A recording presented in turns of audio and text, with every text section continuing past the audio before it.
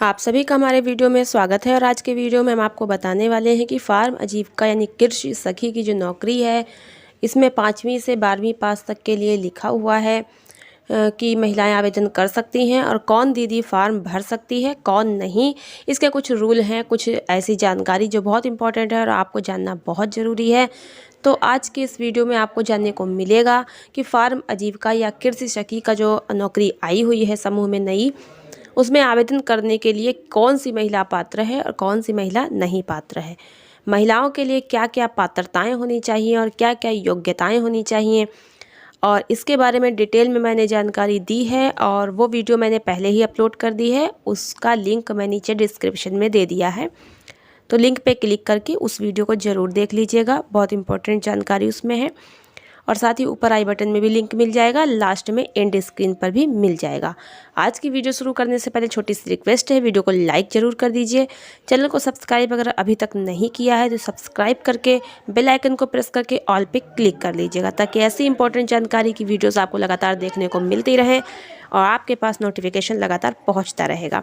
चलिए आज के वीडियो में बात कर लेते हैं कि फार्म आजीविका जो सखी की नौकरी है, जिसे कृषि सखी भी कहते हैं, इसमें इस तरह से फॉर्म तो आपको भरना ही है। ये सब मैंने पिछली वीडियो में बताया हुआ है, लेकिन यहाँ पे इम्पॉर्टेंट बात ये है कि कौन दीदी इसमें आवेदन नहीं कर सकती है और कौन दीदी कर सकती है, कौन से समूह की दीदियाँ इसमें आवेदन कर सकती हैं, नए समूह की दीदी इसमें आवेदन कर सकती है कि नहीं, कोई सदस्य कर सकती है या अध्यक्ष, सचिव, कोषाध्यक्ष, या इस तरह के कई सारे आपके मन में प्रश्न हैं। सबसे पहले मैं आपको बता दूं कि जो समूह नए बने हैं और वो 6 महीना से कम पुराने हैं, वो दीदियां आवेदन करेंगी तो उनका सिलेक्शन नहीं हो पाएगा, क्योंकि नया समूह बनने के 6 महीने के बाद उनको नौकरी वगैरह में लाभ मिलना शुरू होता है। 6 महीना कम से कम पुराना समूह तो होना ही चाहिए। तो ये आपके बात समझ में आ गई होगी। तो यहाँ पर आपको बता दें कि पुराने समूहों को इसमें वरीयता मिलेगी। और साथ ही यहाँ पे बहुत इम्पॉर्टेंट बात ये भी है कि समूह की कौन सी दीदी इसमें आवेदन कर सकती है। तो जी हाँ, समूह की कोई भी दीदी हो, चाहे वो अध्यक्ष, सचिव, कोषाध्यक्ष हो या फिर कोई सदस्य हो, कोई भी दीदी हो, वो आवेदन कर सकती है पात्रता के अनुसार। अब इसके बाद ये भी प्रश्न है कि स्वयं सहायता समूह में जो दीदियाँ जुड़ी हुई हैं, तो क्या उनका ग्राम संगठन में जुड़ना बहुत ज़रूरी है? जी हाँ, अगर आप फार्म आजीविका सखी का फार्म भरना चाहती हैं, और जो कि कृषि सखी भी होती है, मतलब कृषि सखी या फार्म आजीविका सखी कुछ भी कहें, तो ग्राम संगठन होना बहुत ज़रूरी है। आप जिस भी ग्राम पंचायत से या गांव में आप हैं, आपका सबसे पहले समूह होना चाहिए, और वो समूह आपका गांव में ग्राम संगठन में भी जुड़ा होना चाहिए।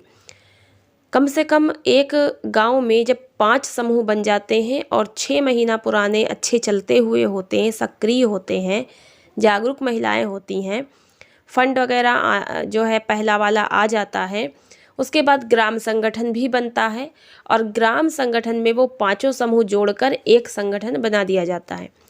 तो ये जो फार्म आजीविका सखी की नौकरी है, कृषि सखी की नौकरी है, ग्राम संगठन की नौकरी है।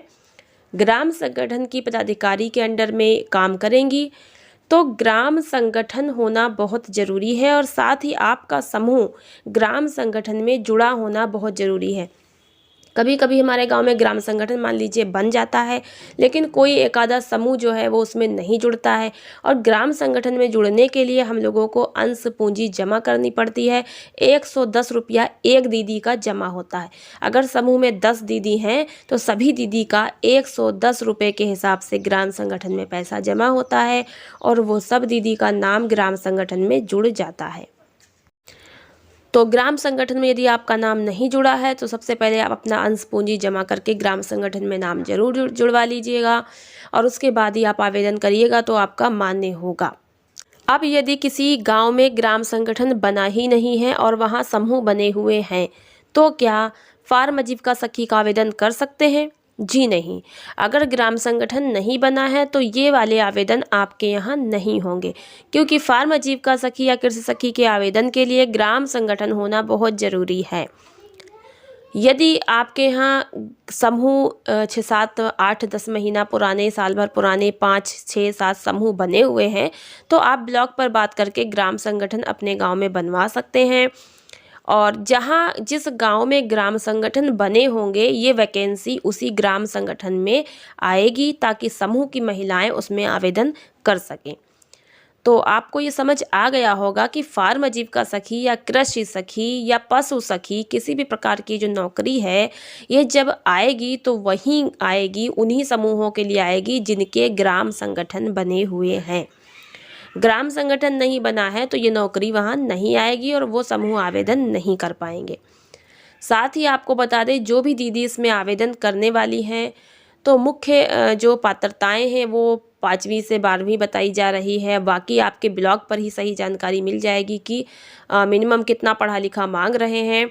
और साथ ही यहाँ पर ये भी बताया गया है कि वो मोबाइल चलाना जानती हों, गणित का ज्ञान उन्हें हो, पढ़ना लिखना जानती हों, काफ़ी कुछ जानकारी हो, घर से बाहर जाने आने में उन्हें रोक टोक ना हो, ज़िले में जाने पर, ज़िले से बाहर जाने पर, राज्य में कहीं भेजी जाएंगी, कहीं ट्रेनिंग पे जाने पर, कहीं भी किसी प्रकार की रोक टोक उनको परिवार से ना हो।